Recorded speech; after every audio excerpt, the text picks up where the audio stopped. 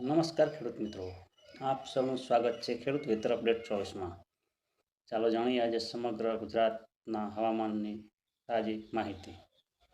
સૌપ્રથમ વાત કરીએ ઉત્તર ગુજરાતની. તો ઉત્તર ગુજરાતમાં બનાસકાંઠા, વાવ, થરાદ, દિયોદર, ભાભર, પાટણ, મહેસાણા, સાબરકાંઠા અને અરવલ્લી જિલ્લામાં આજે આકાશ વાદળછાયું રહેવાની શક્યતા છે.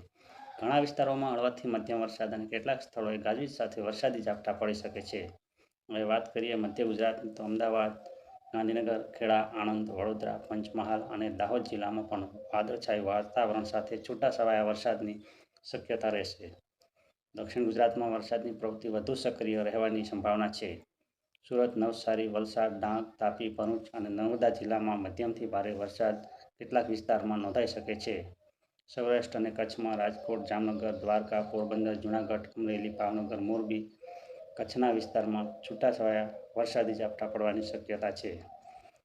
ખેડૂત મિત્રો માટે ખાસ સલાહ છે કે વરસાદની સંભાવના હોય ત્યાં ખેતરમાં જરૂરી કામગીરી હવામાનને ધ્યાનમાં રાખી અને કરો. ભારે વરસાદ દરમિયાન નીચાણવાળા વિસ્તારોમાં ખાસ સાવચેતી રાખો. આ હતી આજની સમગ્ર ગુજરાતની હવામાન માહિતી. જો તમને આ માહિતી ઉપયોગી લાગી હોય તો વિડીયોને લાઇક કરો, ચેનલને સબસ્ક્રાઈબ કરો અને રોજના સચોટ હવામાન અપડેટ માટે અમારી સાથે જોડાયેલા રહો. ધન્યવાદ.